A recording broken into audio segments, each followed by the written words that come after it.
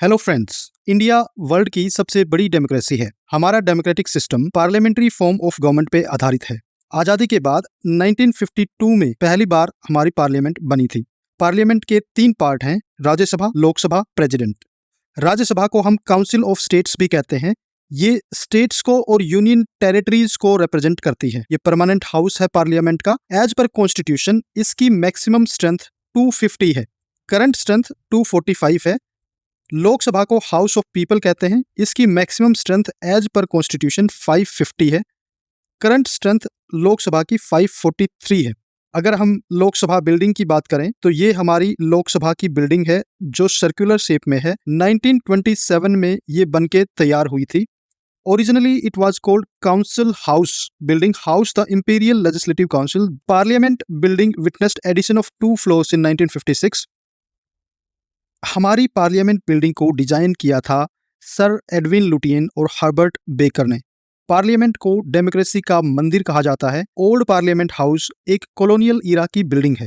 हमारी देश की कैपिटल दिल्ली कलकत्ता से 1911 में शिफ्ट हुई थी। ड्यूरिंग दिल्ली दरबार इन 1911 George V the emperor of India along with Queen made the announcement of shifting the capital from Calcutta to Delhi and laid the foundation stone for the capital of India।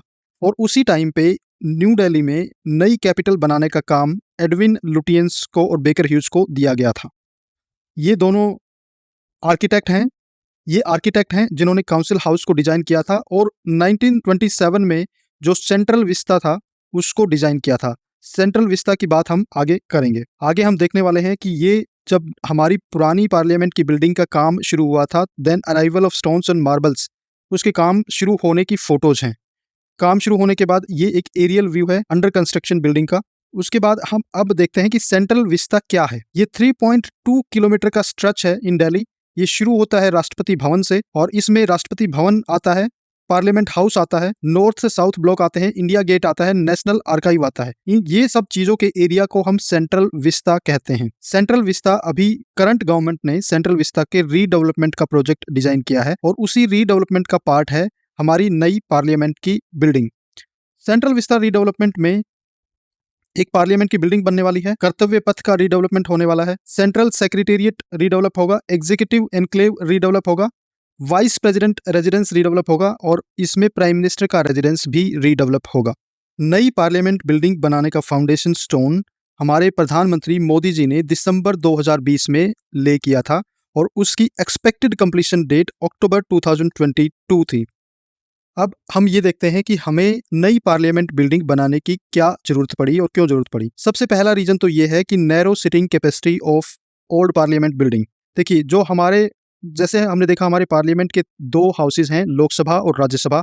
Lok Sabha में अभी जो current strength है वो 545 की है। राज्यसभा में जो current strength है वो 243 की है और ये जो स्ट्रेंथ है ये 1971 के सेंसस के बेसिस पे है। अब 2026 में जब डिलिमिटेशन कमीशन बनेगा तो ये जो स्ट्रेंथ है ये कंसिडरेबली बढ़ जाएगी। This might increase to 800 and this might increase to 300 to 350। So हमारा जो करंट पार्लियामेंट बिल्डिंग है उसमें बैठने का स्पेस इतना नहीं है। डिलिमिटेशन कमीशन क्या होता है? डिलिमिटेशन लिटरली मीन्स एक्ट और processing of fixing limits of boundaries on constituencies. दूसरा रीजन है डिस्ट्रेस्ड इंफ्रास्ट्रक्चर।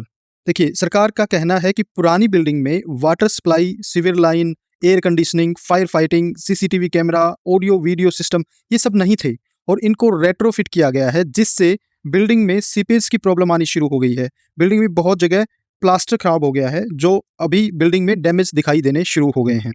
तीसरा रीजन है कि जो कम्युनिकेशन सिस्टम है वो काफ़ी पुराना है। लेटेस्ट कम्युनिकेशन टेक्नोलॉजी यहाँ पुरानी बिल्डिंग में यूज नहीं की जा सकती।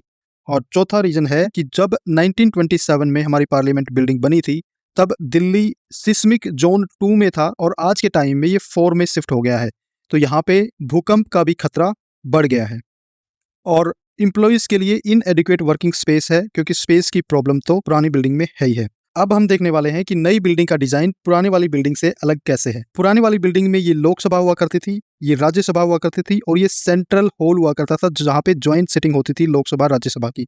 नई वाली बिल्डिंग में ये लोकसभा है, ये राज्यसभा है और ये लोकसभा ही सेंट्रल हॉल का काम करेगी, ज्वाइंट सेशन का काम करेगी। ये सेंट्रल लॉन्ज बनाया गया है और ये एक कॉन्स्टिट्यूशनल हॉल है जहाँ पे एक कॉन्स्टिट्यूशनल गैलरी बनाई गई है। देखिए, अगर इस बिल्डिंग का हम एरियल व्यू देखते हैं तो ये एरियल व्यू निकल के आता है। नए संसद को बनाने में करीब 970 करोड़ रुपए खर्च हुए हैं। इस संसद की खास बात इसका ट्रायंगुलर डिजाइन है जो बेहतर स्पेस मैनेजमेंट के लिहाज से बनाया गया है। साथ ही इस इमारत में भूकंप विरोधी सिस्टम भी लगा हुआ है। इसकी कंस्ट्रक्शन का काम टाटा प्रोजेक्ट्स लिमिटेड ने किया है।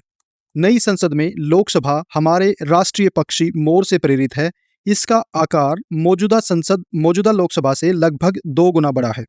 ये राज्यसभा का कक्ष है। नया राज्यसभा हमारे राष्ट्रीय पुष्प कमल से प्रेरित है जिसका आकार मौजूदा राज्यसभा से लगभग 1.5 गुना बड़ा है। नई बिल्डिंग में लेटेस्ट कम्युनिकेशन टेक्नोलॉजी दोनों हाउसेज की फंक्शनिंग को काफी इंप्रूव करेगी। यहाँ सदन की कार्रवाई को किसी भी भाषा में पढ़ा जा सकता है। मेंबर्स ऑफ पार्लियामेंट वोटिंग के लिए बायोमेट्रिक सुविधा का यूज कर सकते हैं और वोटिंग के परिणाम और संसद की कार्रवाई के प्रसारण के लिए 2 बड़े-बड़े मल्टीमीडिया डिस्प्ले भी लगे हुए हैं और यहाँ पे ऑटोमेटिक कैमरा कंट्रोल और कमांड सेंटर का भी निर्माण किया गया है। ये थी नई पार्लियामेंट बिल्डिंग की कुछ highlights. Thank you for watching.